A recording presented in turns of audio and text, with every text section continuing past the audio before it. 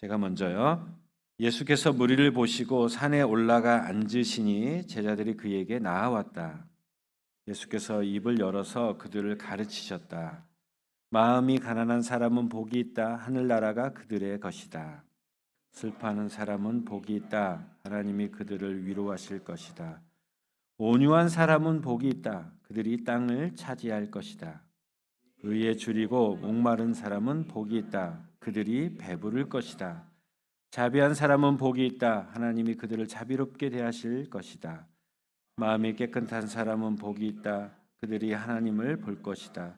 평화를 이루는 사람은 복이 있다. 하나님이 그들을 자기의 자녀라고 부르실 것이다. 의를 위하여 박해를 받는 사람은 복이 있다. 하늘나라가 그들의 것이다. 아멘.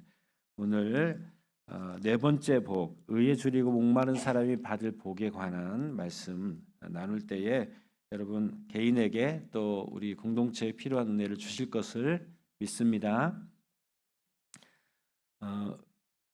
우선 이 말씀을 볼 때에 목마른 사람 또 줄인 사람에 관한 이야기를 합니다. 여기에 줄이다, 목마르다 이런 말이 어떤 말일까? 예, 맞습니다. 배고픔을 얘기하는 것이고 목마름을 얘기하는 것인데 여기에 줄이다고 할 때 이 배고픔은 단순하게 어떤 먹고 싶은 욕구가 있는데 못 먹어서 줄이다 이런 정도가 아닙니다. 배고픈데 뭘 먹을까? 이런 고민하는 정도가 아니고 이 줄임이 너무 극심해 가지고 고통스러운 굶주림을 얘기하고 있습니다. 그 극도의 배고픔인 것이죠. 마찬가지로 목마름도 그래요. 갈증인데 이게 목마른데 물 한 잔 먹어야겠다 이렇게 하고 물을 이 정도 마시는 정도가 아니고 정말 극도의 갈증을 얘기해서 이 갈증이 고통을 수반하는 갈증을 이야기합니다. 그래서 목마르고 갈증이 있는 배고픈 이것을 한 단어로 이렇게 축약해 보니까 이렇게 생각이 됩니다.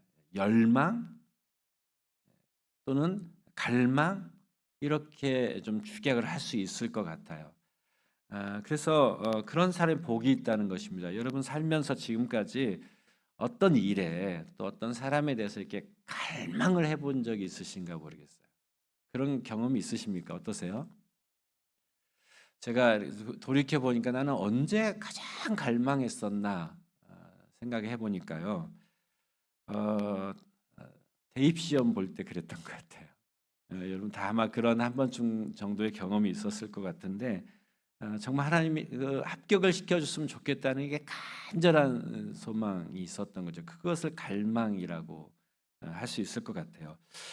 그런가 하면 제가 이전에 이제 목회할 때 잠깐 짧은 이제 뭐 간증을 하자면 어느 날 갑자기 그 제일 앞자리에 어떤 사람이 온 거예요. 그 할아버지가 오셨어요. 갑자기 오셨어요.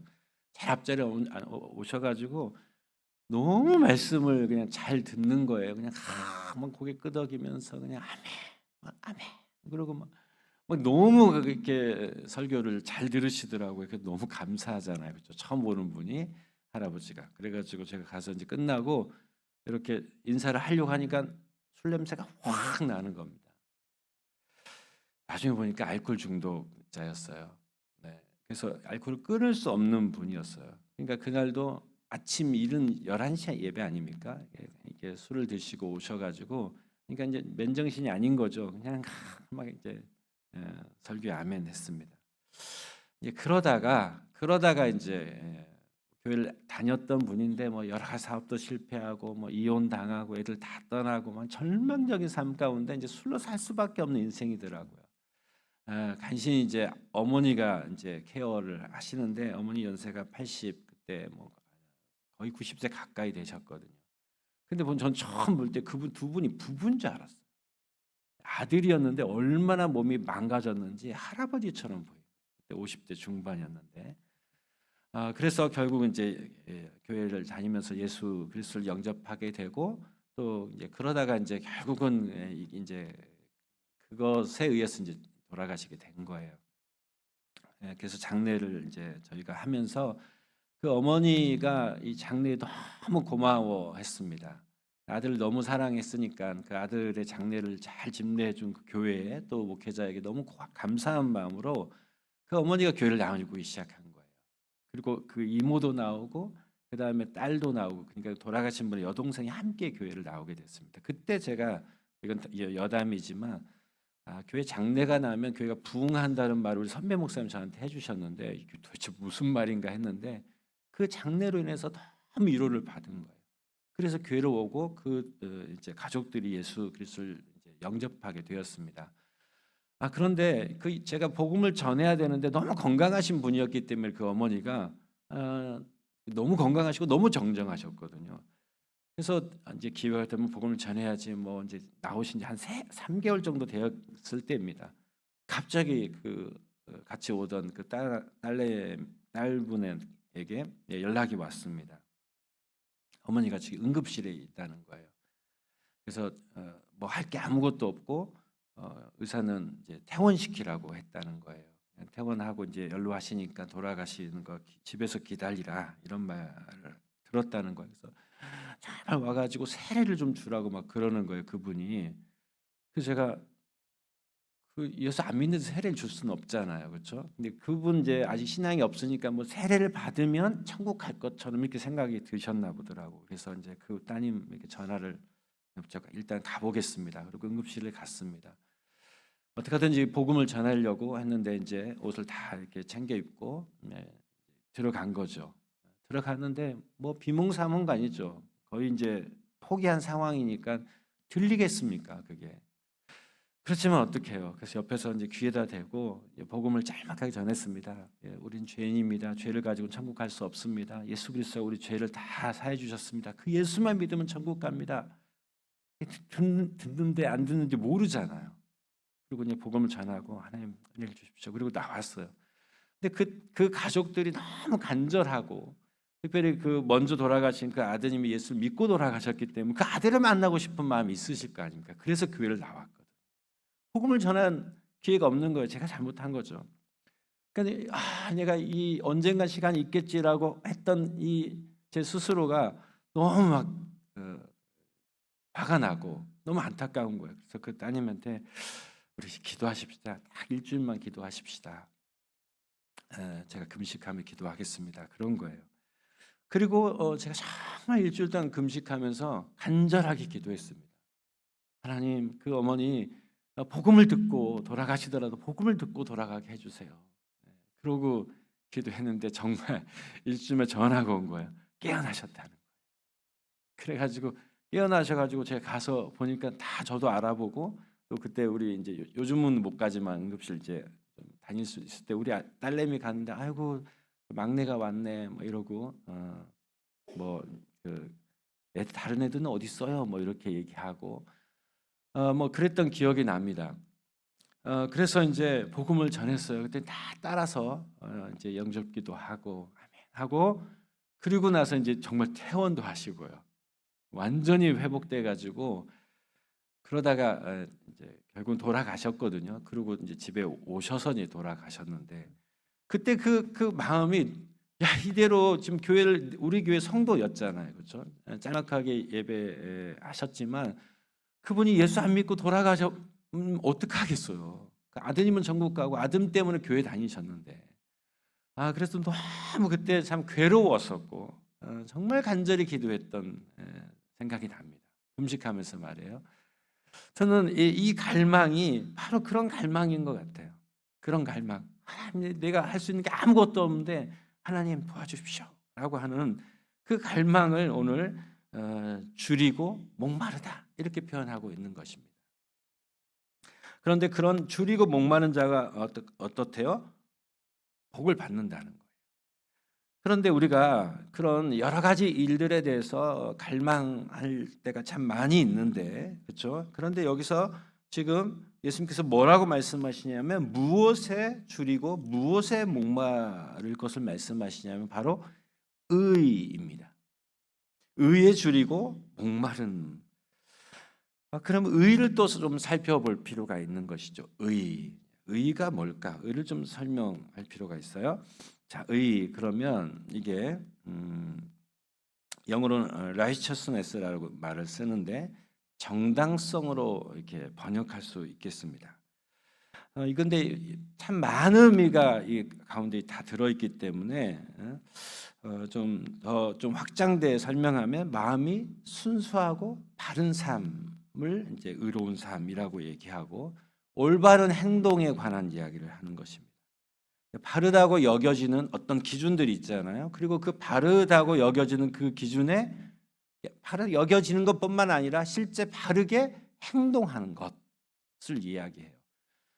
그런데 이 righteousness가 계속해서 그 언어에 이게 발전이 되어 왔거든요. 그래서 이전의 언어가 예를 들면 이제 우리 여러분 혹시 옛날 성경 같은데 보면은 그 영어로 된 주기도 뭐 있잖아요, 그렇죠? 이때 그 당신의 뭐 이런 뜻을 할 때 이게 thee라는 말 쓰잖아요. 요즘 안 씁니다. 이게 발전되면서 없어졌거든요.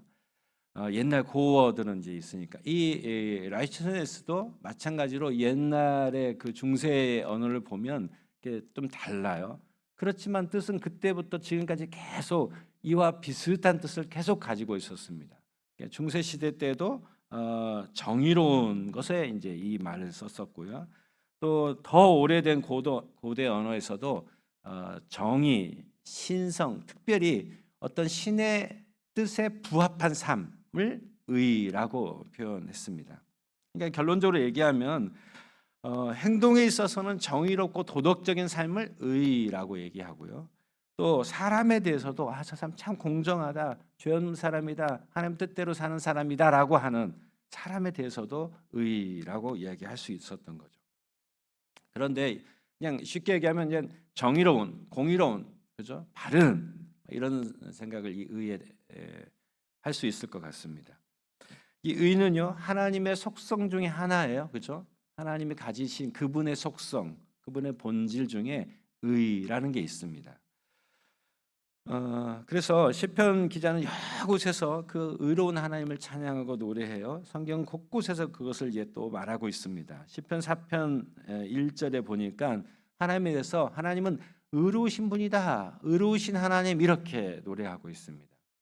예레미야서도 이렇게 얘기해요. 주님, 제가 주님과 변론할 때에 주님은 언제나 옳았습니다. 주님은 언제나 옳습니다. 이럴 때 이제 주님이 우리 하나님이 완전한 의로운 분이라는 것을 우리가 알 수 있는 것이죠. 그래서 사실 여기 의의 줄이다라고 하는 것은 여러분 우리가 도덕적으로 윤리적으로 완전할 수 있습니까? 부족하거든요. 그런데 그가 의로우신 하나님으로 인해서 우리가 의로울 수 있어지는 것이에요. 그래서 그 하나님이 내 안에 들어오시면 그분의 의가 함께 내 안에 들어오는 것이죠. 따라서 우리가 의에 줄이고 목마르다라고 할 때는 단순한 도덕적인 윤리적인 바른 삶을 사는 것에 목마르고 그것도 맞겠죠. 그렇지만 그 하나님으로 인해서 내가 의로워질 수밖에 없음을, 하나님이 내 안에 들어오시기를, 하나님에 대한 갈망 이렇게 정의할 수 있겠습니다. 그래서 의로 줄이고 목마르다는 것은 결론적으로 얘기하면 하나님에 대한 갈망인 것, 하나님에 대한 의로움인 것입니다. 그야말로 하나님으로 채워지길 바라는 것이죠. 그렇지 않은 것은 우리가 의롭게 될 길이 없어요. 방법이 없습니다. 우리는 절대적인 의미에서 의로울 수 없는 존재예요. 그걸 또 시편에서 그렇게 이야기하고 있어요. 많이 있지만 한 두 구절만 살펴보면 143편 2절에 다 같이 살아있는 어느 누구도 주님 앞에서는 의롭지 못하니 주님의 종을 심판하지 말아 주십시오. 이 말이 무슨 말입니까? 이 세상 사람들은 그 누구도 의로울 수 없어요. 만약에 하나님 심판하시면 살아남을 사람이 단 한 사람도 없습니다. 우리를 불쌍히 여겨주십시오. 이렇게 얘기하는 것입니다. 그런가 하면 성경에서는 그럼에도 불구하고 그렇게 하나님을 갈망하며 살았던, 의를 갈망해서 살았던 거죠. 갈망하면서 살았던 사람들에 대해서 참 일치하는, 그 성경이 요구하는 삶과 일치하는 사람들에 대해서도 의롭다 이렇게 얘기해요. 시편 64편 10절에 다 같이 한번, 의인은 주님께서 하신 일을 생각하면서 기뻐하고 주님께로 피할 것이니 마음이 정직한 사람은 모두 주님을 찬양할 것이다. 이때 그 의인을 마음이 정직한 사람으로 이렇게 연결하고 있는 것입니다. 그러니까 이 사람들은 다 하나님을 갈망했던 사람인 것이죠. 그냥 그 도덕적인 단순한 삶, 윤리적인 그 삶을 잘 살려고 몸부림쳤던 사람들이 아니고, 그렇게 할 수 없으니까 하나님을 갈망했던 사람들입니다. 여러분, 이스라엘 백성들 한번 생각해 보시기 바랍니다. 여러분, 의와 반대되는 말이 불의거든요, 그렇죠? 의롭지 못한 거잖아요. 불의에 대해서 하나님이 심판하십니다. 여기 시편 64편에서 앞에 앞서 있는 143편 2절에 있는 것처럼 주님 앞에서 의로운 사람이 아무도 없습니다. 그러니까 이스라엘 백성들 볼 때 하나님은 심판하실 수밖에 없었겠죠. 다 쓸어버릴 수밖에 없었겠죠. 그렇죠? 그런데 그럼에도 불구하고 그들이 살아남고 그들이 가나안 땅을 차지해 가고 또 하나님 나라를 이루어가는 이게 초석이 되는 그런 삶을 왜 살았는가? 의로워서가 아닙니다. 하나님의 전적인 은혜이고, 사실은 언약 때문에 그렇죠. 언약 때문에. 그렇죠? 약속 때문에. 이스라엘 백성들이 하나님 앞에서 늘 불의했음에도 불구하고 그 하나님의 언약이, 그분의 신실함이 이들을 살려가시는 거예요. 그러니까 하나님을 갈망할 수밖에요. 하나님을 갈망하지 않으면 우리는 지금 이 시간 이 자리에 없다 이 말입니다. 그래서 이스라엘 백성들과 구약 성경에서 보면 이스라엘 백성들과 하나님의 이 관계가 이게 유지되는 걸 가만히 보면 이들이 뭘 잘해서 된 게 아무것도 없는 거예요, 그렇죠? 심지어는 모세조차도 하나님 앞에 불순종했잖아요.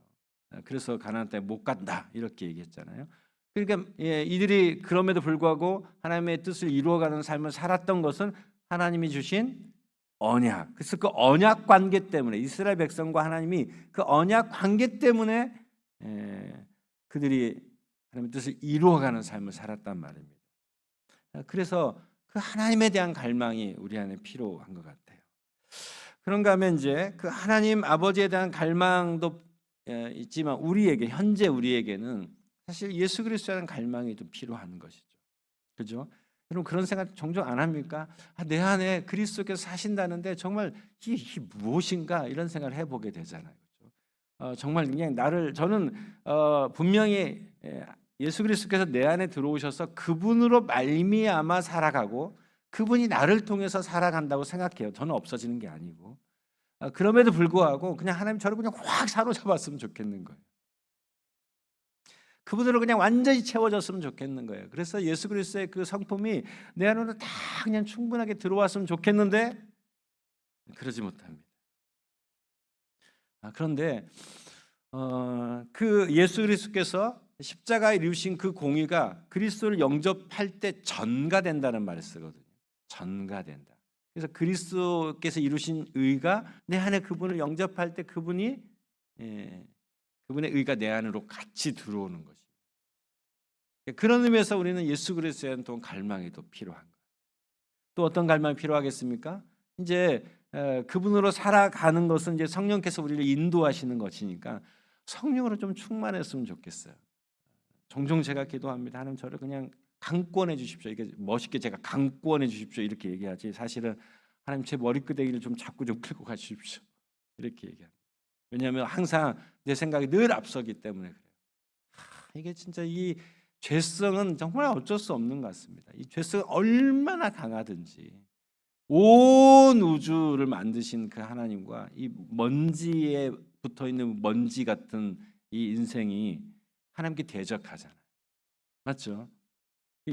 비교를 어떻게 이렇게 말로도 할 수 없는 그 엄청난 분한테 우리가 우리 뜻대로 살아가겠다고 말하자면 대적하는 거나 마찬가지고, 이 죄성이 얼마나 강한지 하나님 저를 오죽했으면 제 머리끄댕이를 좀 잡고 좀 끌고 가십시오. 제 뒷덜미를 확 붙잡고 좀 가주십시오. 이렇게 기도합니다. 이런 것들이 갈망이 아닐까 싶어요. 아마 이건 저만 그런 게 아니겠죠, 그죠? 예수 그리스도 믿는 여러분들은 다 마찬가지일 것입니다. 그 그리스도의 십자가의 은혜로 충만하고, 그죠? 성령으로 충만한 그런 삶을 우리가 다 꿈꾸잖아요. 그래서 우리가 찬양할 때 그렇게 하지 않습니까? 하나님의 꿈이 나의 비전이 되고 그랬으면 좋겠어요. 그리고 예수 그리스도의 성품이 나의 뭐가 돼요? 인격이 됐으면 좋겠어요. 정말 그랬으면 좋겠어요. 그런가 하면 성령의 권능이 나의 이생 살아가는 힘이 되었으면 좋겠습니다. 이것이 바로 하나님에 대한 갈망이고 그것이 의입니다. 자, 오늘 말씀을 좀 마무리하면서 여러분이 잘 아는 소설 이야기를 하나 해드리도록 하겠습니다. 빅토르 위고르라는 작가인데요. 여러분 아세요? 빅토르 위고르라는 작가. 프랑스 작가입니다. 근데 이 사람은 몰라도 이 사람이 쓴 작품을 여러분 알 거예요. 장발장. 그죠? 장발장입니다. 레미제라블이 원작 제목이에요. 레미제라블. 여기 내용이 이런 것이에요. 여기 이제 주인공이 장발장이어가지고 그래서 우리가 이제 장발장으로 알고 있는 거죠. 뭐 얘기가 길지만 그 앞 서두에 있는 이야기만 짤막하게 하자면 여러분이 이제 익히 알고 있는 이제 장발장이라는 사람이 참 그 프랑스 전체가 가난한 그 상황 속에서 너무 굶주려 가지고 자기 누이와고 그 자기 그 조카들이 너무 배고픈 것을 이제 어떻게 해결할까 하다가 빵을 하나 훔친단 말이에요.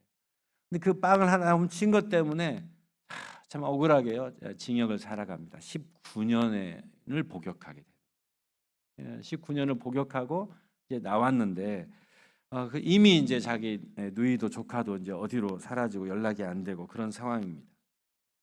그러다가 이제 어디 갈 곳도 없고 그래서 우연히 어떤 성당에 하룻밤을 묵게 되잖아요. 그때 묵을 때에 그 신부가 내어준 그 음식 그 그릇이 뭐였어요? 은쟁반이었단 말이에요. 그래서 그것을 밤에 훔쳐가지고 달아납니다. 그런데 이제 여기에 이 사람을 따라다니는 사람이 있잖아요, 그렇죠? 자베르라는 사람이 있는데 말하자면 경찰이죠. 한번 죄를 저지른 사람 반드시 재범을 한다는 것을 확신하고 이 장발장 뒤를 쫓는 거예요. 언젠간 저놈이 죄를 지면 내가 다시 잡아가겠다라고 하는 거죠. 그러다가 그만 이제 밤에 막 뛰쳐나가니까 그죠? 이 사람 탁 잡았습니다. 그리고 가방을 열어보니까 뭐가 있어요? 은쟁반이 있는 거죠. 이거 어디서 나냐? 그러니까는 이제 막 머뭇머뭇하니까 방금 나온 성당으로 끌고 들어갑니다. 그리고 이제 자고 있던 그 신부가 나오는 거예요. 그 사람이 이제 미리엘 주교인데 이 쟁반 이거 어떻게 된 겁니까? 이 사람 훔친 거 맞죠? 이렇게 얘기할 때 미리엘 신부가 뭐라고 합니까? 장발장에게 아니 당신 왜 내가 준 이 은초대는 왜 안 가지고 갔냐고. 그리고 은초대까지 쥐어준.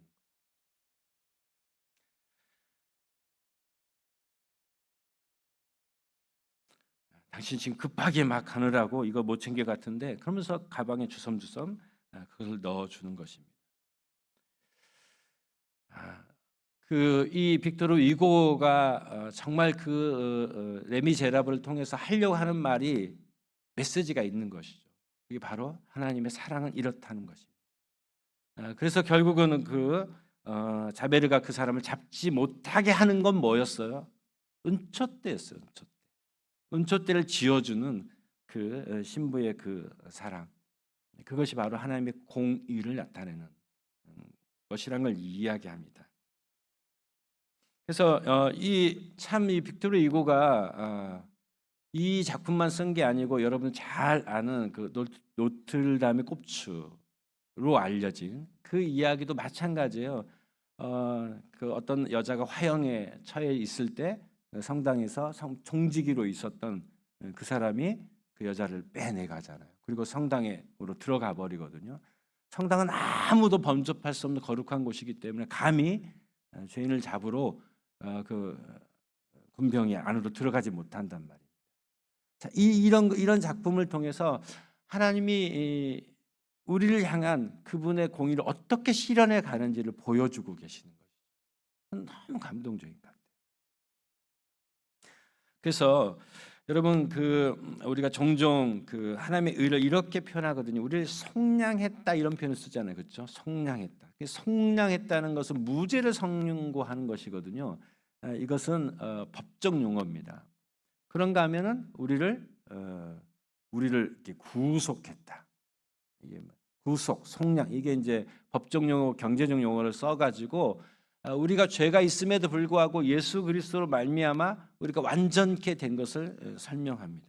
그래서 결국 이 사람의 작품 속에서 하려고 하는 얘기가 뭐냐면 어떤 의, 용서, 속량 뭐 이런 것들은 이게 무슨 논리로 설득되는 게 아니라는 거예요. 논리로.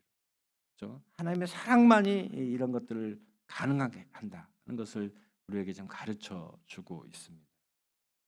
그래서 우리가 오늘 예수님께서 이걸 가르쳐 주고 계시는 것이 우리가 의에 줄이고 목마르다라고 표현할 때는 바로 그 하나님의 은혜에 대한 갈망, 하나님 우리를 구속하지 않으시면, 우리를 속량하지 않으시면 우리는 영원한 멸망에 빠질 수밖에 없는 좀 비참한 삶으로 인생 끝날 수밖에 없는 우리 인생입니다. 성령 안에서 그리스도로 말미암아 우리를 새롭게 해주십시오라는 간절한 갈망이 우리 안에 필요하다는 것입니다. 그런 사람에게 복이 있다고 말씀하시고 배부를 것이다. 무엇으로 배부르겠습니까? 예, 의에 줄이고 목마른 것이니까 그 하나님에 대한 갈망이 있으면 의로 배부를 수밖에 없는 거죠. 현재 우리가 사실 그런 삶을 살고 있는 거죠. 여러분 우리가 그리스도 안에서 배부른 삶을 살고 있는 줄 믿습니다. 육체적 배부름 말고요. 그러니까 의로 우리가 충분한 삶을 살고 있는 거예요. 그렇지 않으면 지금 이 순간에라도 하나님 우리를 심판하실 수밖에 없습니다. 그래서 정말 그 하나님께 우리가 하나님이 원하는 그런 삶, 그분의 정해놓은 그 기준에 우리가 어떻게 부합하려고 하는 몸물이 물론 있어야 되겠지만 사실은 하나님으로 채워지는 삶이 된다면 하나님 우리를 축복하시고 우리를 높이시고 번창시키시고 복 주시고 그리고 영원히 우리를 기억하실 것입니다. 이 말씀을 하고 계시는 거예요. 시편 5편 12절에 보면요. 다 같이 한번 읽어볼까요? 자, 위에 것만 다 같이 주님께서는 바르게 살아가는 사람에게 복을 베풀어 주시고 큼직한 방배처럼 그들을 은혜로 지켜주십니다. 그렇게 하신 하나님에 대한 우리의 갈망이 있는 거죠. 그러면 하나님 우리를 축복하실 거라는 겁니다. 그런가 하면 하나님께서 우리를 높이십니다. 시편 30편 17절 악인의 팔은 부러지지만 의인은 주님께서 붙들어 주신다. 하나님께서 우리를 붙들어 주십니다.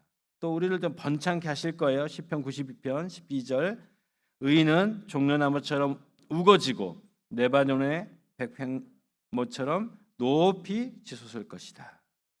마지막 그리고 하나님 우리를 기억하십니다. 다 같이요.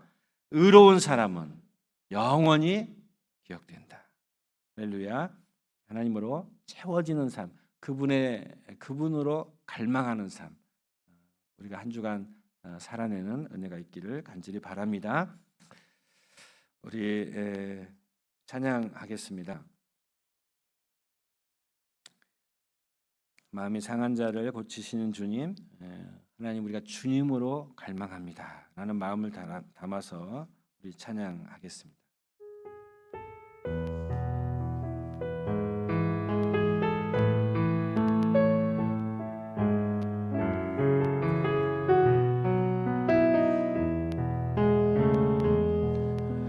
마음이 상한 자를 고치시는 주님, 하늘의 아버지 날 주관하소서.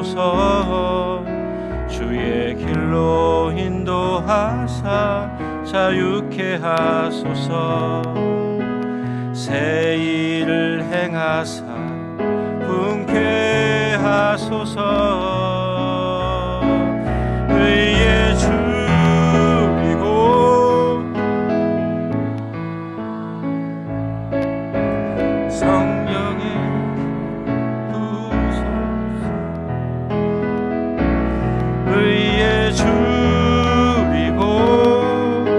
목이 마르니 내 잔을 채워 주소서. 성령으로 채우사,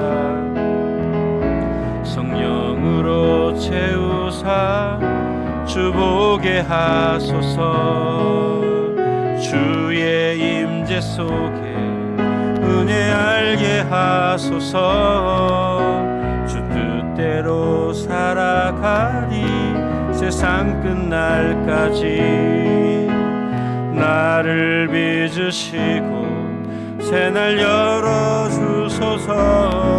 의에 줄이고 의에 줄이고 목이 마르니 성령의 기름 부소서. 의에 줄이고 목이 마르니 내 잔을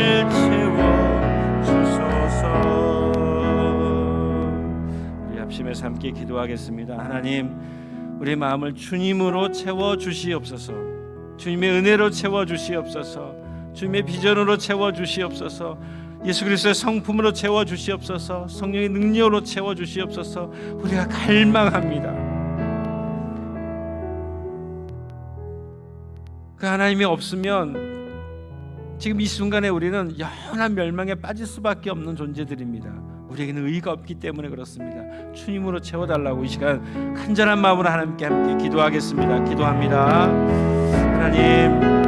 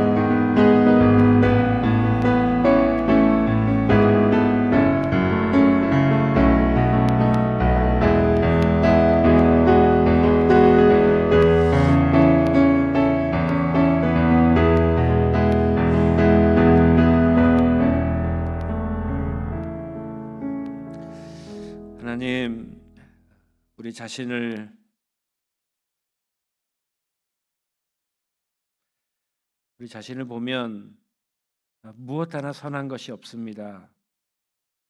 늘 넘어지고 쓰러지고 실패합니다. 그럼에도 불구하고 잘해보려고 합니다. 그런데 잘 되지 않습니다. 우리의 의는 한계가 있을 수밖에 없음을 이 시간 인정하고 고백합니다. 어떻게 우리가 의로운 삶을 살아갈 수 있겠습니까? 몸부림친다고 되지 않는 것을 우리가 압니다. 그래서 이 시간 우리가 갈망합니다. 하나님을 채워 주시옵소서.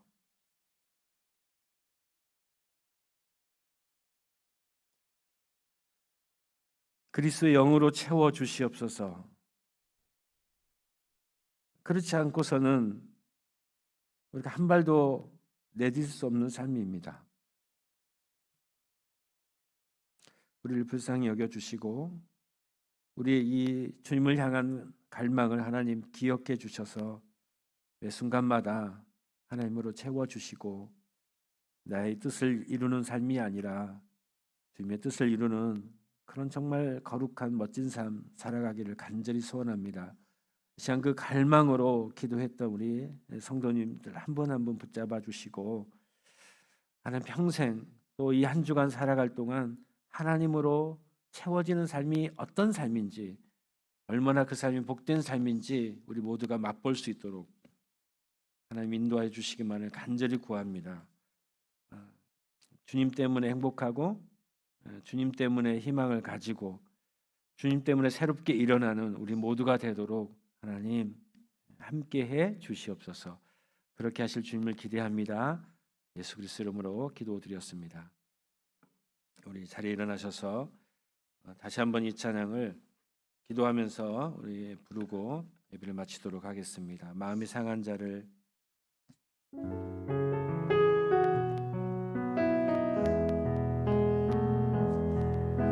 마음이 상한 자를 고치시는 주님, 하늘의 아버지 날 주관하소서. 주의 길로 인도하사 자유케 하소서. 새 일을 행하사 분케 하소서. 성령으로 채우사 주보게 하소서. 주의 임재 속에 은혜 알게 하소서. 주 뜻대로 살아가리 세상 끝날까지. 나를 빚으시고 새날 열어주소서.